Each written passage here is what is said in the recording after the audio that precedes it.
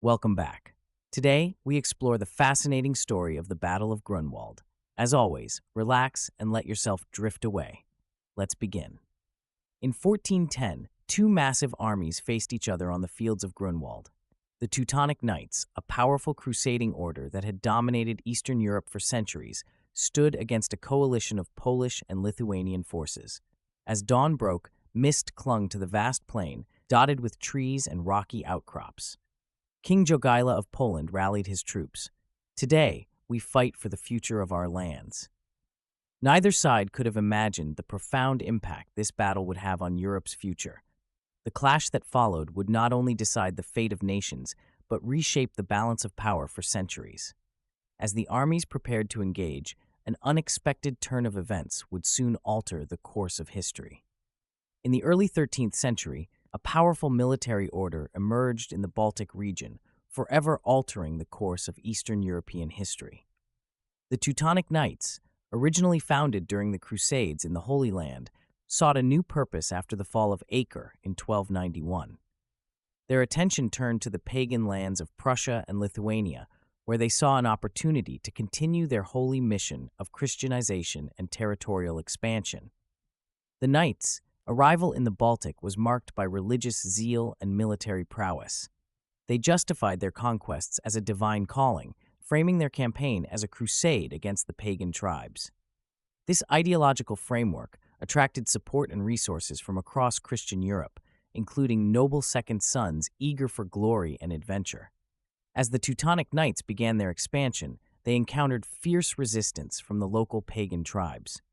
The Prussians, Lithuanians, and other Baltic peoples fought to preserve their lands, beliefs, and way of life. However, the Knights' superior military technology, organization, and tactics gradually overwhelmed the native resistance. Their use of heavy cavalry, crossbows, and siege engines proved decisive in many engagements. The Teutonic Knights' success in battle was matched by their skill in administration and construction. As they conquered new territories, they established a unique monastic state that combined religious fervor with feudal governance. The landscape of Prussia and Livonia became dotted with impressive fortresses, each serving as a center of military power and Christian influence. Cities like Marienburg rose to prominence, showcasing the order's wealth and architectural prowess. The Knights' organizational structure contributed significantly to their rapid territorial gains. The order was divided into military, clerical, and servant branches, allowing for efficient management of both warfare and governance. This system attracted warriors, skilled craftsmen, administrators, and clerics from across Europe, all contributing to the growth and stability of the Teutonic state. By the late 14th century, the Teutonic Knights controlled vast territories along the Baltic coast, stretching from Pomerania to the Gulf of Finland. Their influence extended far beyond their borders, as they became key players in medieval European politics.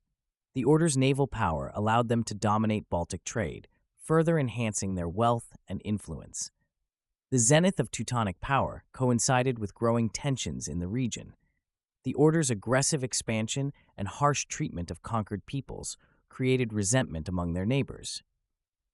The newly Christianized Lithuanians, now allied with Poland through the Union of Creva in 1385, began to view the Teutonic Knights not as fellow Christians but as dangerous rivals.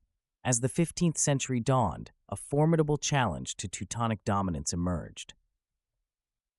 The Polish-Lithuanian Commonwealth, formed through the personal union of the two realms, represented a powerful adversary. This alliance brought together the military might of Poland with the vast territories of Lithuania, creating a force that could effectively challenge the Teutonic Order's supremacy in the Baltic region. The stage was set for a monumental conflict that would reshape the political landscape of Eastern Europe. As the Teutonic Knights reached the zenith of their power, an unexpected alliance emerged to challenge their dominance. The year 1385 marked a pivotal moment in Eastern European history, as a controversial marriage reshaped the region's political landscape.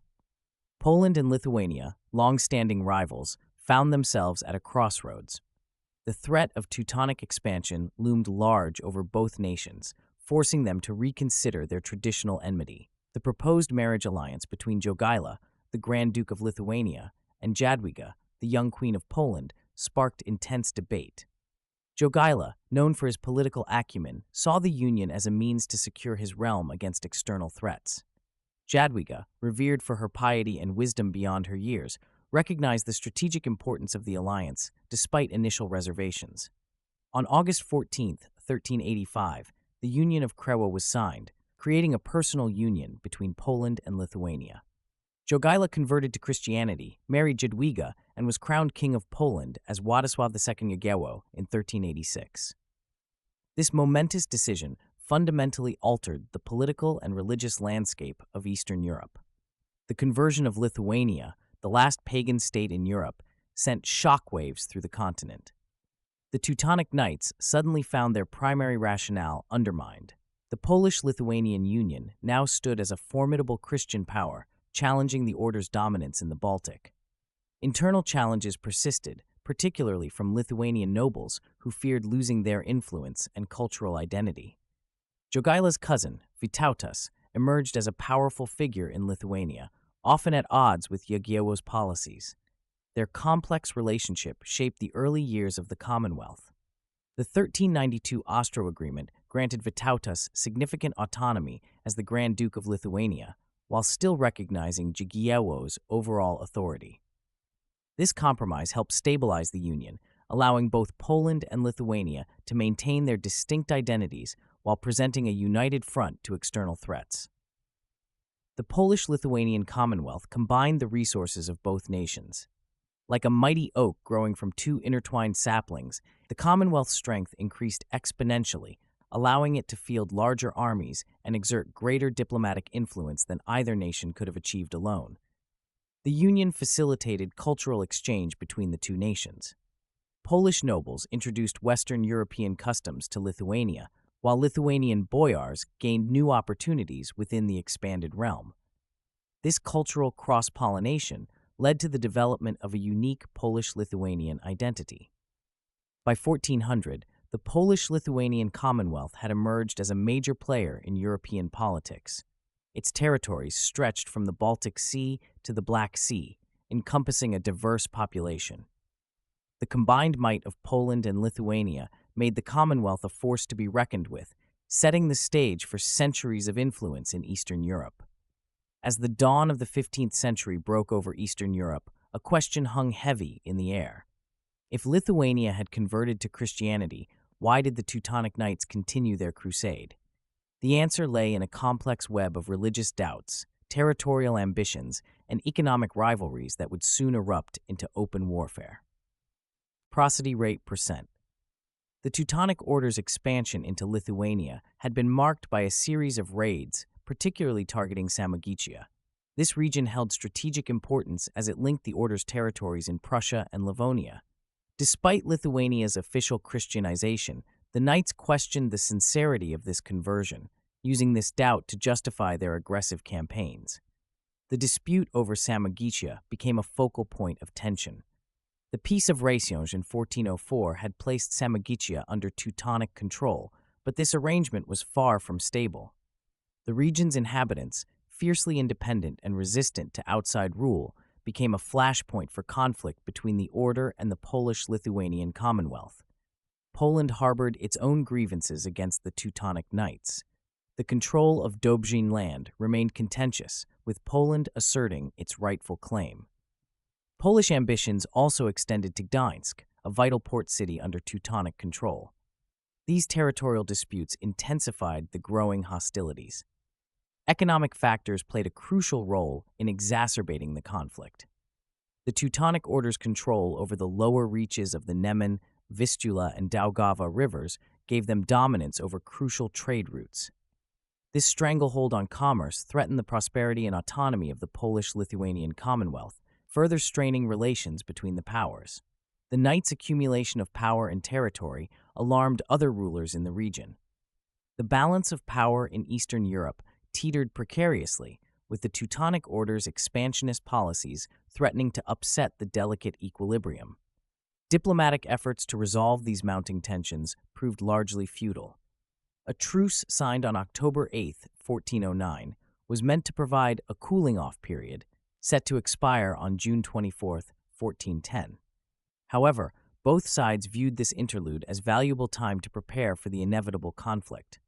King Wenceslas of the Romans attempted to mediate the dispute, but his intervention only inflamed the situation. His declaration that Samogitia rightfully belonged to the Teutonic Order was seen as a clear bias, undermining any pretense of impartial arbitration and further entrenching both sides in their positions. The spark that ignited this powder keg came in May 1409, when an uprising erupted in Samogitia against Teutonic rule. Supported by Lithuania, this rebellion represented a direct challenge to the order's authority. The knights responded with force, not only moving to quash the uprising, but also launching an invasion of Polish territories. This aggressive action by the Teutonic Order crossed a line that could not be uncrossed. On August 6, 1409, the Grand Master of the Teutonic Knights formally declared war on Poland and Lithuania. The die was cast, and the stage was set for a confrontation that would reshape the political landscape of Eastern Europe. As the specter of war loomed over Eastern Europe, both the Teutonic Knights and the Polish-Lithuanian Commonwealth began mustering their forces. The Grand Master of the Teutonic Order, Ulrich von Jungingen, initially devised a strategy based on separate invasions from Poland and Lithuania. This miscalculation would prove costly, as the unified front caught the knights off guard. The Polish-Lithuanian army, under King Władysław II Jagiełło and Grand Duke Vytautas, orchestrated a massive troop movement in late June 1410. The Allied forces converged at Czerwińsk, crossing the Vistula River using a pontoon bridge. This feat of military engineering allowed for the swift passage of thousands of troops, horses, and supplies. The Polish-Lithuanian army was organized into 3 lines of wedge-shaped formations. Polish heavy cavalry, armed with lances and longswords, formed the left flank. These mounted warriors wore plate armor, their horses protected by chainmail barding. On the right, Lithuanian light cavalry took position, equipped with composite bows and lighter armor for increased mobility. The Teutonic Knights called upon supporters throughout Europe. Their forces were renowned for discipline and superior equipment. The knights' heavy cavalry, clad in white surcoats with black crosses, formed the backbone of their army. They wielded heavy maces and battle axes, their armor a combination of plate and chainmail. Supporting them were skilled crossbowmen, whose weapons could pierce armor at considerable distances. Both sides engaged in diplomatic maneuvering. The Polish-Lithuanian Commonwealth secured support from Bohemia, Moravia, and even Tatar cavalry units. The presence of these diverse allies highlighted the complex web of medieval European politics. The preparations for battle were not without challenges.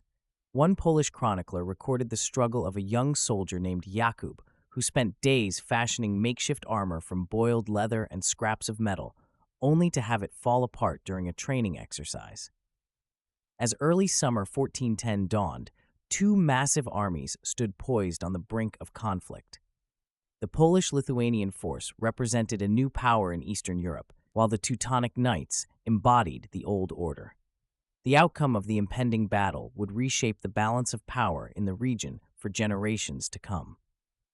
With so much at stake, tension gripped both camps as they made their final preparations, each side knowing that victory could mean dominion over Eastern Europe, while defeat might spell the end of their political and military ambitions. In the sweltering heat of early July 1410, the Polish-Lithuanian army embarked on a daring maneuver that would catch their adversaries off guard. King Jagiełło and Grand Duke Vytautas orchestrated a bold strategy aimed at striking at the heart of Teutonic power in Prussia. The Allied army faced a formidable obstacle, the Vistula River. Crossing this wide waterway presented a logistical nightmare.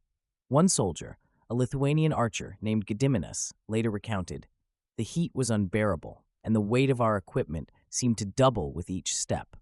But we knew what was at stake." Jagiełło and Vytautas had commissioned a pontoon bridge at Czerwińsk, chosen for its strategic value and seclusion. As June ended, the massive host began crossing. Day and night, the army streamed across the Vistula, hidden by the river's twisting course and dense forests. This operation took the Teutonic Knights by surprise, Grandmaster Ulrich von Jungingen had concentrated his forces at Schwetz, leaving the knights scrambling to reposition. As news of the advance reached him, von Jungingen realized the Polish-Lithuanian force was driving straight for the Order's heartland. The Grandmaster attempted to block their path at the Drevens River. However, Jagiełło bypassed this obstacle, forcing von Jungingen to abandon his position and march north. As the armies maneuvered across Prussia, tension mounted. The landscape of rolling hills, forests, and marshes presented challenges to both sides. The Allied armies' diverse composition gave them flexibility that the Teutonic structure lacked. By mid-July, a major confrontation was imminent. The armies converged on the fields near Grunwald, Tannenberg, and Ludwigsdorf. This area of hills, woods, and small lakes would soon host one of the largest battles in medieval European history. As twilight descended on July 14, 1410, an unsettling quiet blanketed the fields near Grunwald, Tannenberg, and Ludwigsdorf. The chosen battleground, a gently rolling landscape punctuated by small woods and lakes, bore witness to the gathering of two formidable armies. The Polish-Lithuanian forces, numerically superior but diverse in equipment and training, stood opposite the Teutonic Knights, fewer in number but clad in superior armor and wielding advanced weaponry. The night air pulsed with tension as both camps prepared for the impending clash. By flickering firelight, soldiers honed blades, mended armor, and exchanged hushed words about the looming confrontation. King Władysław II Jagiełło and Grand Duke Vytautas conferred with their commanders, scrutinizing maps and refining their battle strategy. Their plan emphasized flexibility, allowing for swift adaptation to evolving battlefield conditions. Grand Master Ulrich von Jungingen, leading the Teutonic forces, finalized his own aggressive strategy. He aimed to strike swiftly, leveraging his heavy cavalry and well-trained infantry to shatter the Allied forces' morale early in the engagement. As night deepened, religious ceremonies took place in both camps. Priests moved among the troops, offering blessings and hearing confessions. The air filled with murmured prayers and soft hymns, a stark contrast to the impending violence. Scouts from both sides crept through the darkness, gathering crucial intelligence. They observed enemy positions, estimated troop strengths, and listened for hints of battle plans. Their reports would prove vital in the early stages of the conflict. At first light, an unexpected development unfolded. Teutonic messengers approached the Polish-Lithuanian lines bearing two swords, sent by the Grand Master to King Jagiełło and Grand Duke Vytautas. This gesture, known as the Grunwald swords, was a provocative challenge meant to goad the Allied forces into hasty action. The Polish-Lithuanian leaders, however, remained composed. They recognized the psychological tactic and refused to let it disrupt their plans. Instead, they used the moment to rally their troops, presenting the swords as a symbol of the knights' overconfidence. As dawn broke, both armies formed their battle lines. Banners unfurled in the morning breeze, displaying the heraldry of noble houses and military units from across Eastern Europe. A light rain began to fall, dampening the Teutonic Knights' field artillery powder and limiting them to just 2 cannon shots before the battle commenced. The armies now faced each other across the rolling hills, with the fate of Eastern Europe hanging in the balance. The outcome of this confrontation would reshape the region's political landscape for generations to come, potentially cementing the Polish-Lithuanian Commonwealth's position as a major European power, or marking the beginning of the Teutonic Order's decline. As the morning mist dissipated, revealing the vast expanse of the battlefield, an unusual silence fell over the assembled armies. The Teutonic Knights, their white surcoats emblazoned with black crosses gleaming in the early light, formed their lines with practiced precision. Across the field, the Polish-Lithuanian forces stood ready, their numbers far greater, but their resolve equally matched. King Jagiełło hesitated to give the order to attack, heightening the tension that permeated the air. The summer heat bore down on the armored knights, their impatience growing. The Teutonic Order sent envoys bearing 2 swords to the Polish-Lithuanian leaders, a provocative gesture meant to goad them into action. As the sun climbed higher, the signal was given. The battle commenced with a thunderous charge by the Lithuanian light cavalry. Grand Marshal Frederick von Wallenrode, leading the right wing of the Teutonic army, met this charge head-on. The clash of steel and the cries of men and horses shattered the morning stillness as the forces collided in a maelstrom of violence. The initial engagement was characterized by fierce, close-quarters combat. Lithuanian riders employed hit-and-run tactics, striking swiftly before retreating. The Teutonic Knights countered with shield wall formations, their heavy armor deflecting many blows. Neither side gained a clear advantage as riders were unseated, lances splintered, and swords rang against shields. On the Polish left flank, the heavy cavalry surged forward to engage the Teutonic left wing. The earth trembled beneath the weight of thousands of armored men and horses. Polish nobles, fighting for honor and kingdom, matched the Teutonic Knights blow for blow. For over an hour, the battle raged with undiminished intensity. The field became a chaotic tableau of individual duels and small unit skirmishes. Blood-soaked earth and discarded weapons marked the ebb and flow of the conflict. As the battle hung in the balance, the Lithuanian forces began to show signs of strain. Their lines wavered under the relentless pressure of the Teutonic onslaught. At this critical juncture, the Lithuanians executed a tactical retreat, drawing a significant portion of the Teutonic forces away from the main battle. The Teutonic Knights, sensing an opportunity for victory, pursued the retreating Lithuanians with vigor. This pursuit left gaps in their lines, weakening their overall defensive posture. The Polish forces held firm, engaging the remaining Teutonic troops in fierce combat. The Polish heavy cavalry exploited these gaps with increasing success. The battle's turning point came when the Lithuanian forces, having regrouped, launched a surprise assault on the rear of the Teutonic Knights. This unexpected flanking maneuver caught the Knights off guard. Suddenly attacked from both front and rear, the once cohesive Teutonic lines began to falter under the pressure of this two-pronged assault. As the battle raged on, a sudden and unexpected development unfolded on the right flank of the Polish-Lithuanian forces. The Lithuanian troops, who had been fiercely engaged with the Teutonic Knights, began to withdraw from the field. This retreat, whether tactical or forced, would become a pivotal moment in the Battle of Grunwald, shaping its outcome and sparking centuries of historical debate. The Teutonic Knights, observing the Lithuanian withdrawal, believed they were witnessing the beginning of their triumph. Their spirits soared as they saw their adversaries seemingly fleeing the battlefield. One Teutonic commander exclaimed, "The Lithuanians break! Victory is within our grasp." This misinterpretation of events would prove costly. The true nature of this retreat was far from clear-cut. Conflicting accounts emerged almost immediately, painting contrasting pictures of what transpired on that fateful day. Some sources described the Lithuanian withdrawal as a complete rout, with soldiers fleeing in panic and disarray. Others suggested a more nuanced interpretation, proposing that the Lithuanian retreat was, in fact, a carefully planned tactical maneuver. These sources proposed that the Lithuanian retreat bore similarities to techniques employed by steppe warriors from the east. These nomadic cavalry units were known for their use of feigned retreats to lure enemies into vulnerable positions, a tactic that had proven effective in numerous battles throughout history. Regardless of its true nature, the Lithuanian retreat had immediate and far-reaching consequences on the battlefield. The Teutonic right wing, composed of their most elite heavy cavalry, saw an opportunity for glory and decisive victory. Breaking from their disciplined formations, they eagerly pursued the withdrawing Lithuanians. This impulsive action, while seemingly advantageous in the moment, would prove to be a critical error.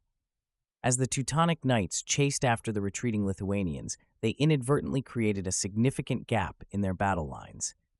This opening left their flank exposed and vulnerable, a dangerous situation in the midst of such a large-scale engagement. The once solid Teutonic formation now had a weak point that could potentially be exploited by their opponents. The shifting fortunes of battle resembled a great pendulum, swinging back and forth between the opposing forces. What seemed like a moment of triumph for the Teutonic Knights was in reality the beginning of their downfall. The Lithuanian retreat, like the receding tide before a tsunami, drew the Knights into a position of vulnerability. While this dramatic scene unfolded on one part of the battlefield, the Polish forces continued to hold their ground against the Teutonic left and center. Their steadfast resistance prevented the Teutonic Knights from capitalizing on what they perceived as an advantage gained from the Lithuanian retreat. This determination of the Polish troops would prove crucial in the unfolding events of the battle. The true nature and intent of the Lithuanian retreat remained a subject of intense debate among historians for centuries to come. Some scholars argued that it was indeed a panicked flight, pointing to the chaos and confusion that often accompanies large-scale medieval battles. Others maintained that it was a brilliant tactical ploy, designed to disrupt the Teutonic lines and create an opportunity for a counterattack. Regardless of the initial intent, this moment marked a significant turning point in the Battle of Grunwald. The Teutonic pursuit of the retreating forces had left their lines weakened and disorganized. This vulnerability would soon be exploited by the Polish-Lithuanian forces, altering the course of the battle and ultimately the balance of power in Eastern Europe. As the Lithuanian retreat transformed the battlefield, the Polish forces faced the full might of the Teutonic Order alone. Grand Master Ulrich von Jungingen, sensing an opportunity, sought to break the Polish lines and secure victory. The renowned Polish heavy cavalry, suddenly outnumbered, fought desperately for survival. The absence of their Lithuanian allies left a glaring vulnerability in their formation, which the Teutonic Knights swiftly exploited.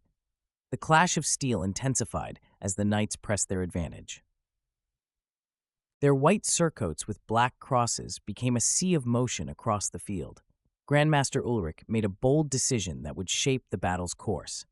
He personally led a charge of 16 banners, nearly a third of his remaining forces. The ground trembled under the hooves of hundreds of heavily armored horses as they thundered towards the Polish lines. The Polish royal banner of Krakow came under heavy assault. The knights guarding it fought with unparalleled ferocity, knowing its loss would devastate morale. Among them, a young knight stood out. His armor gleaming, he felled multiple Teutonic knights in rapid succession, rallying his comrades with his valor. For a heart-stopping moment, it seemed the banner might fall, potentially turning the tide of the entire battle. King Jigiełło, observing from a nearby hill, committed his reserves to shore up the faltering line. These fresh troops surged forward, lending new strength to the beleaguered Polish forces. The battle reached its zenith, with neither side yielding ground. Cries of the wounded mingled with the clash of weapons and the thunderous impact of cavalry charges. The earth groaned under the weight of the titanic struggle. For those in the melee, the world narrowed to a few feet, where life and death were decided by skill and will. Polish knights fought with the desperation of men defending their homeland, while Teutonic warriors upheld their order's honor. Names emerged from the chaos that would later become legend. Just as the Polish line seemed ready to buckle, the horizon filled with an unexpected sight. The Lithuanians had regrouped and were charging back into the fray. Their timely return shifted the battle's momentum, catching the Teutonic Knights in a precarious position. The Polish-Lithuanian forces, reinvigorated, launched a coordinated assault threatening to envelop the Teutonic army. Grandmaster Ulrich, who had committed so much to his bold charge, found himself in danger of being cut off. The battle entered its final decisive phase as both sides realized the next few moments would determine the outcome of this monumental clash. The fate of nations hung in the balance as the resurgent Polish-Lithuanian alliance clashed with the desperate Teutonic Knights in a maelstrom of steel and courage. The tide of battle shifted dramatically as the Lithuanian forces, led by Grand Duke Vytautas, thundered back onto the field. Their sudden reappearance caught the Teutonic Knights off guard, shattering their illusion of victory. Vytautas directed his cavalry in a devastating charge against the Teutonic right flank, employing a pincer movement to split the enemy lines. The impact was immediate, throwing the once orderly Teutonic formation into disarray. As the Lithuanian horsemen crashed into the Teutonic ranks, confusion rippled through the order's forces. Knights who had eagerly pursued the Lithuanians earlier now found themselves isolated and vulnerable. Vytautas coordinated his movements with the Polish forces, initiating a complex encirclement maneuver. The battlefield transformed into a series of chaotic melees, with pockets of intense fighting erupting across the blood-soaked field. Grandmaster Ulrich von Jungingen, observing from his command position, quickly grasped the gravity of the situation. His face contorted with alarm as he witnessed the unfolding catastrophe. Realizing the imminent danger, he frantically issued orders to regroup and shore up the faltering lines. However, the cacophony of battle drowned out many of his commands, and the once disciplined Teutonic formation began to fracture under the relentless Polish-Lithuanian assault. The distinctive white surcoats of the Teutonic Knights, now stained with mud and blood, became isolated islands in a sea of combat. Many of these renowned warriors found themselves surrounded, fighting desperately for survival. The air rang with the clash of steel, the screams of the wounded, and the thunderous hoofbeats of charging cavalry. As the battle raged on, the coordinated Polish-Lithuanian attack methodically tightened its grip. The encirclement strategy, a testament to the military acumen of King Jagiełło and Grand Duke Vytautas, proved decisive. By exploiting the Teutonic Knights' aggressive pursuit of the initially retreating Lithuanians, the Allied forces had created a tactical masterpiece. The very strength of the order, its heavily armored and highly disciplined knights, became a liability as mobility and flexibility proved crucial in the chaotic later stages of the battle. The fate of the Teutonic Order, an institution that had shaped Eastern Europe for generations, now hung by the most tenuous of threads. Grand Master von Jungingen, witnessing the disintegration of his army, faced a critical decision. The choices before him were stark: attempt a desperate breakout, risk total annihilation, or consider surrender. As the sun began its descent, the full extent of the Teutonic Order's predicament became painfully clear. The once mighty army, which had marched onto the field with confidence, now found itself fragmented, surrounded, and fighting for its very survival. The dream of Teutonic dominion over the Baltic region, cultivated over decades of conquest and colonization, was crumbling before the determined onslaught of the Polish-Lithuanian forces. As twilight approached, the Teutonic Order's fate hung in the balance. Grand Master Ulrich von Jungingen, the embodiment of the Order's power and prestige, found himself confronted with a dire situation. The once formidable Teutonic army now lay fragmented and surrounded, its dreams of dominion over the Baltic region crumbling before the determined onslaught of the Polish-Lithuanian forces. In this moment of crisis, von Jungingen made a decision that would resonate through the annals of military history. Realizing the perilous state of his army, the Grand Master gathered his most elite knights, the cream of Teutonic chivalry. These warriors, clad in their distinctive white surcoats emblazoned with black crosses, represented the last hope for a Teutonic victory. Von Jungingen, in a display of both desperation and valor, chose to lead a charge personally. His aim was to break through the encircling Polish-Lithuanian lines and potentially turn the tide of battle. As the Grand Master and his chosen band of warriors prepared for their assault, tension gripped the battlefield. The air thickened with the sounds of clashing steel and the cries of the wounded.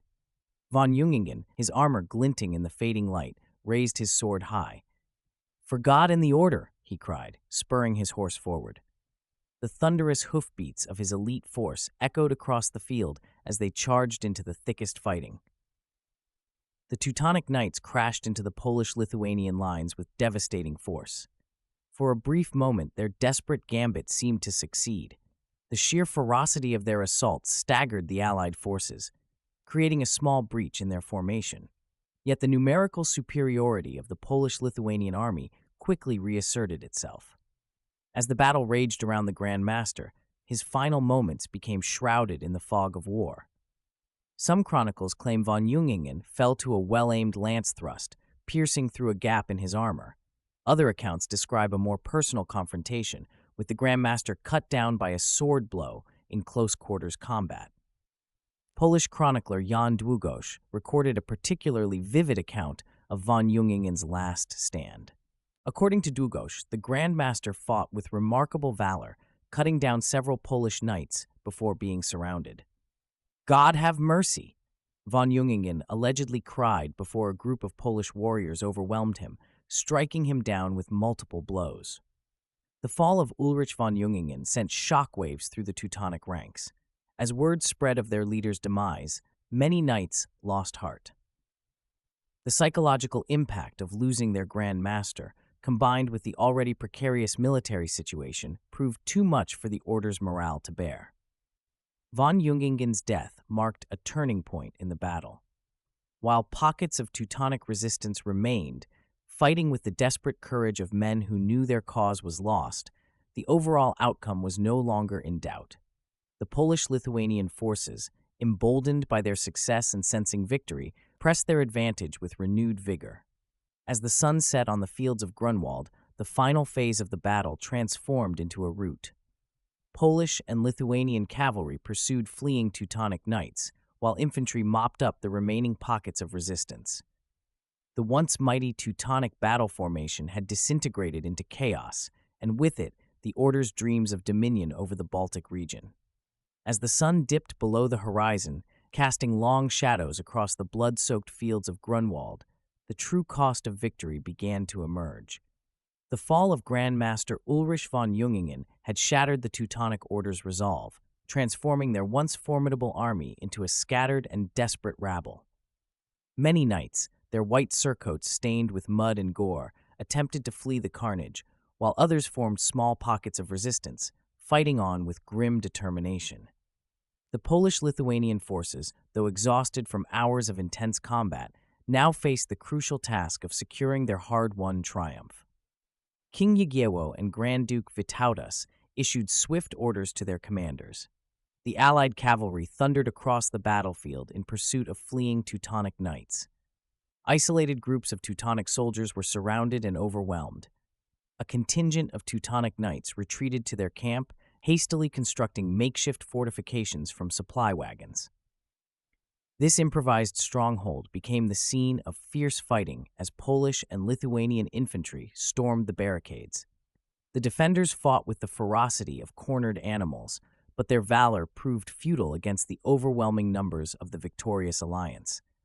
As the fighting waned, many soldiers broke ranks to loot the abandoned Teutonic camp. This breakdown in discipline threatened to blunt the effectiveness of the pursuit, allowing more Teutonic Knights to escape than might have otherwise. The battlefield had been transformed into a grotesque tableau of medieval warfare's brutality. Bodies lay strewn across the trampled earth, their armor glinting dully in the fading light. Priests moved among the fallen, offering last rites to friend and foe alike, while surgeons worked frantically to save those who could be saved. The exact toll of the battle remained a subject of debate for centuries to come. What was clear, however, was that the cream of the Teutonic leadership had been cut down. Alongside Grand Master von Jungingen, many of the Order's most experienced commanders lay dead on the field. The fate of captured Teutonic Knights varied. Some were ransomed, while others faced imprisonment or execution. Many were stripped of their armor and valuables, left to wander the countryside in disgrace. The victorious forces gathered thousands of prisoners, a testament to the scale of their triumph. As night fell, King Jagiełło surveyed the battlefield. "Today, we have struck a blow for our people and our lands," he declared. Let this victory be remembered for generations to come. The Battle of Grunwald had ended in a decisive victory for the Polish-Lithuanian alliance, a triumph that would reshape the balance of power in Eastern Europe. The Teutonic Order, once the dominant force in the Baltic region, had been dealt a blow from which it would never fully recover. Their aura of invincibility, carefully cultivated over 2 centuries of conquest and crusade, had been shattered in a single day. The dust had barely settled on the battlefield of Grunwald when a new challenge emerged for the victorious Polish-Lithuanian alliance. Despite their resounding triumph, the true test lay in capitalizing on this momentum to strike at the heart of Teutonic power. The Order's imposing fortress of Marienburg, a symbol of their dominance for generations, stood as the final obstacle between the alliance and total victory. As the Allied forces gathered after the grueling battle, a critical window of opportunity began to slip away. The delay in marching on Marienburg Castle, though understandable given the logistical challenges, would prove costly. This respite allowed the battered Teutonic Order to regroup and fortify their defenses, setting the stage for a prolonged siege. Heinrich von Plauen, having missed the defeat at Grunwald due to his position as Vogt of Samogitia, found himself thrust into the crisis. With remarkable speed, he organized the castle's defenses, rallying surviving knights and locals.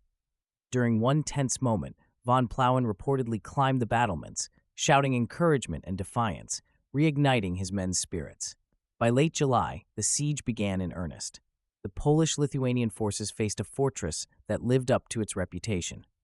Marienburg's massive walls, over 40 feet high and 7 feet thick, were complemented by moats, drawbridges, and murder holes. The castle's innovative flushing system allowed defenders to maintain hygiene during prolonged sieges. As weeks stretched into months, the besieging army faced mounting challenges. Supply lines stretched thin, and disease spread through the ranks. The Teutonic Order, once a mighty oak of power in the Baltic, now clung to existence like a sapling in a storm. Diplomatic maneuvers added complexity to the situation. The Order's allies across Europe, alarmed by the prospect of its collapse, exerted pressure on King Jagiełło to end the campaign. By September, the harsh realities of the siege were clear. Marienburg had become a war of attrition the Allies were ill-prepared to sustain. The fortress, under von Plauen's leadership, showed no signs of capitulating. Each day diminished the impact of Grunwald and strained the alliance's resources. On September 19, 1410, the siege was lifted. The Polish-Lithuanian army withdrew, leaving Marienburg battered but unbroken. This outcome demonstrated the Order's resilience and the fortress's strategic importance.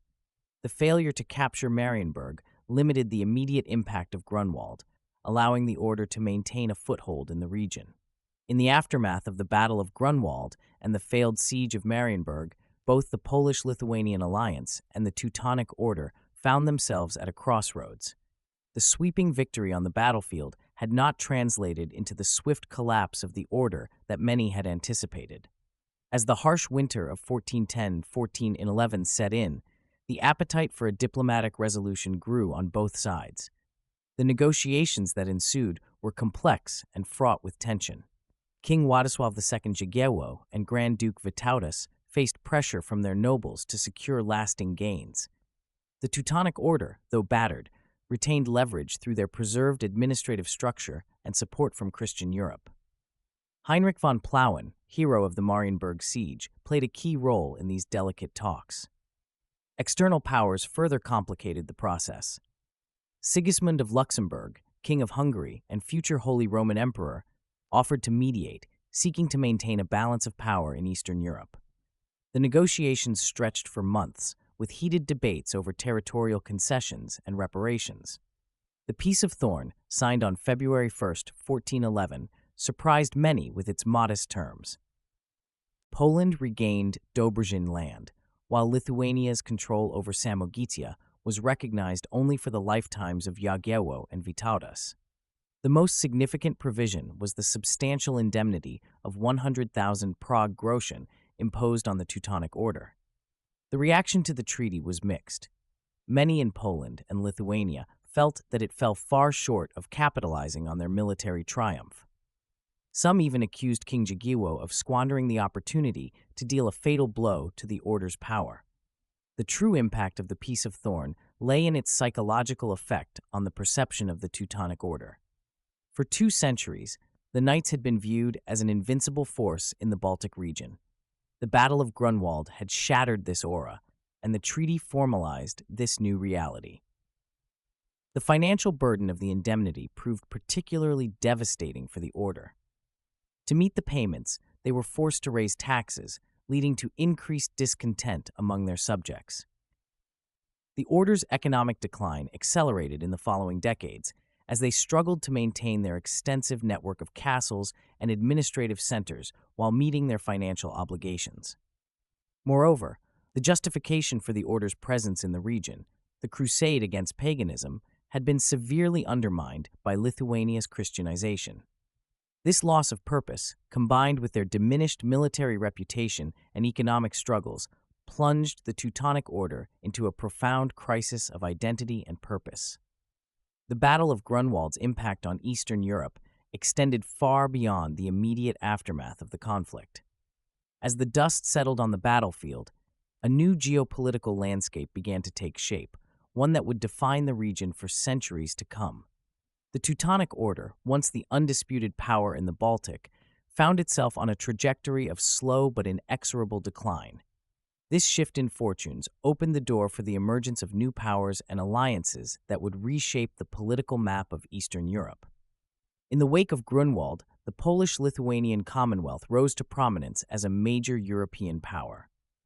The alliance between these two nations, forged in the fires of conflict, proved to be a formidable force on the continent.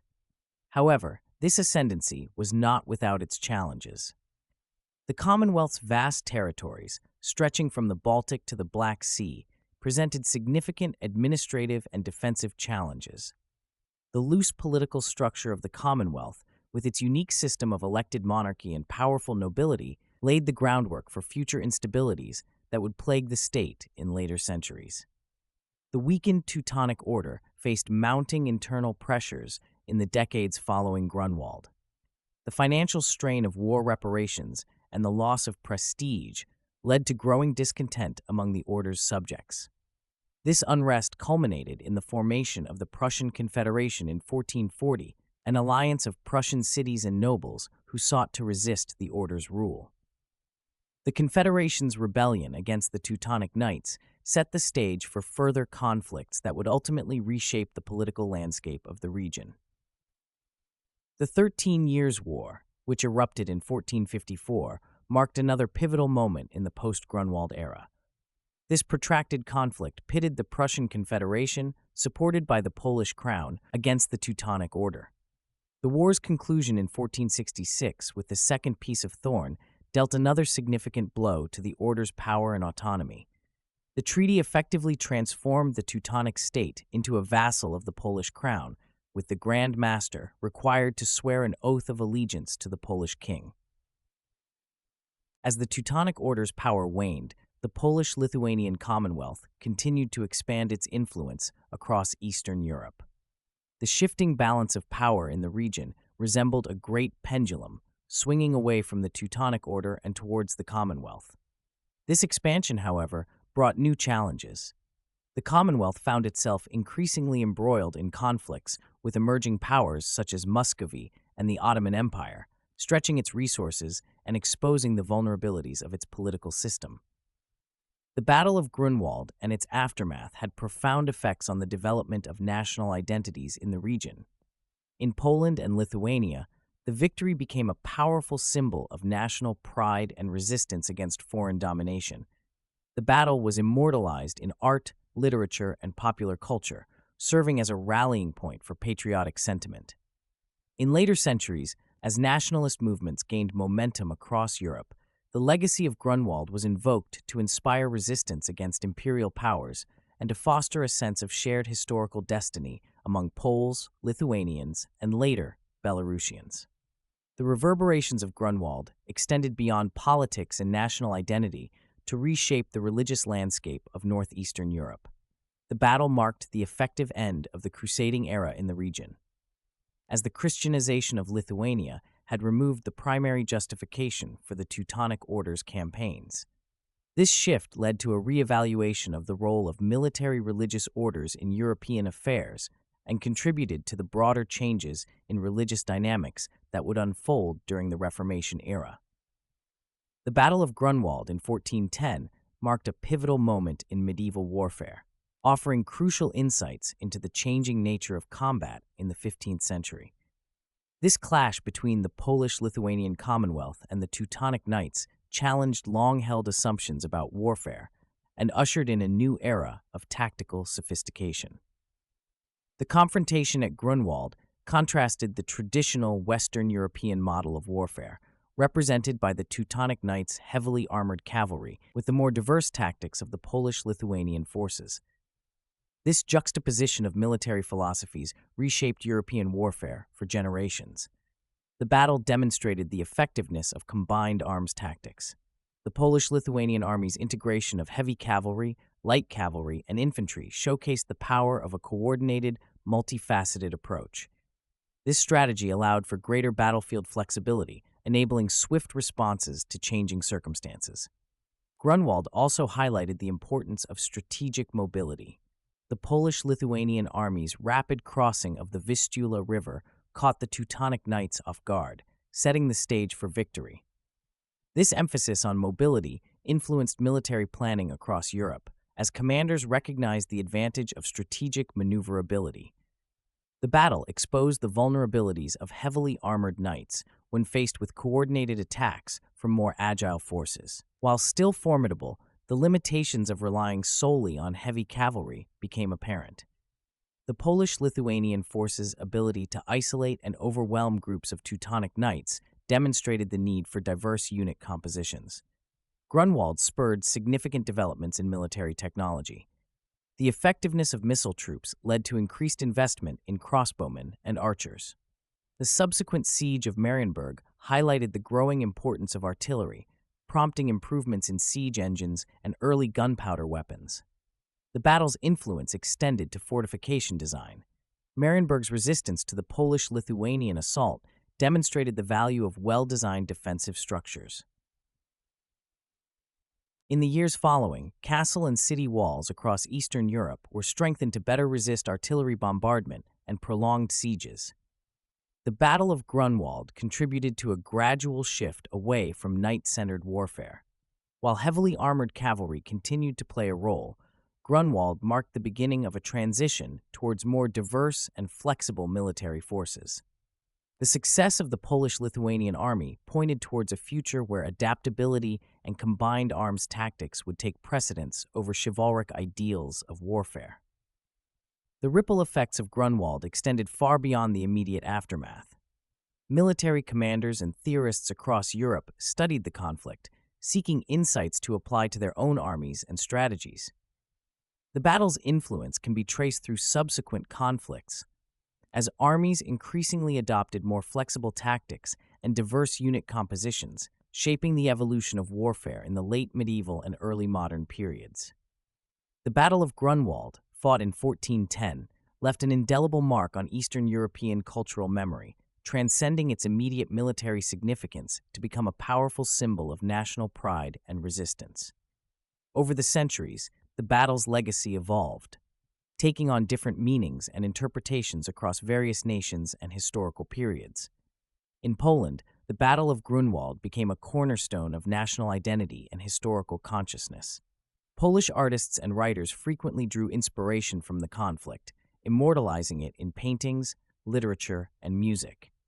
Jan Matejko's monumental 1878 painting, The Battle of Grunwald, stands as one of the most iconic representations, capturing the epic scale and drama of the confrontation.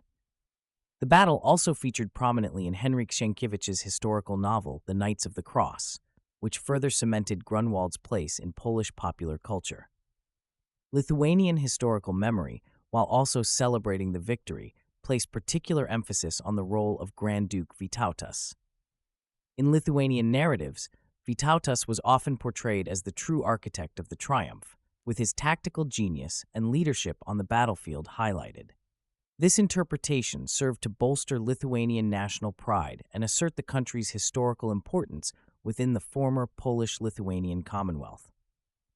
The legacy of Grunwald extended beyond Poland and Lithuania, with Belarus and Ukraine also claiming a part of this historical heritage.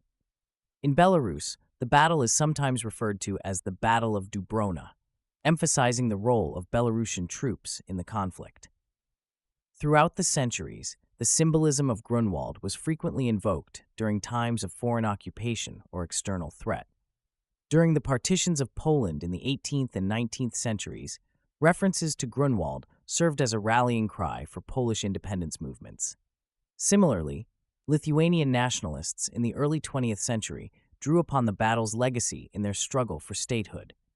The potent symbolism of Grunwald made it a target for propagandists and political movements in the 20th century. During World War II, both Nazi Germany and the Soviet Union attempted to appropriate or reinterpret the battle's meaning to suit their ideological needs. In the post-war period, communist regimes in Poland and Lithuania continued to use Grunwald as a propaganda tool, often framing it within a narrative of class struggle and anti-imperialism. The fall of communism in Eastern Europe brought about a reassessment of historical narratives, including those surrounding Grunwald. Modern historians have worked to separate myth from fact, challenging long-held assumptions and nationalist interpretations. Despite these efforts at historical accuracy, Grunwald remains a touchstone for discussions of Eastern European history and identity. The battle continues to be commemorated in various forms, from historical reenactments to museum exhibitions. In Poland, July 15th is still celebrated as the Day of Grunwald, while in Lithuania, the battle is remembered as part of the country's rich medieval heritage. The Battle of Grunwald in 1410 marked a pivotal moment in Eastern European history, signaling the decline of the Teutonic Order and the rise of the Polish-Lithuanian Commonwealth. Its impact extended beyond military outcomes, reshaping regional politics for centuries. The battle became a symbol of resistance and national pride for Poland, Lithuania, and neighboring nations.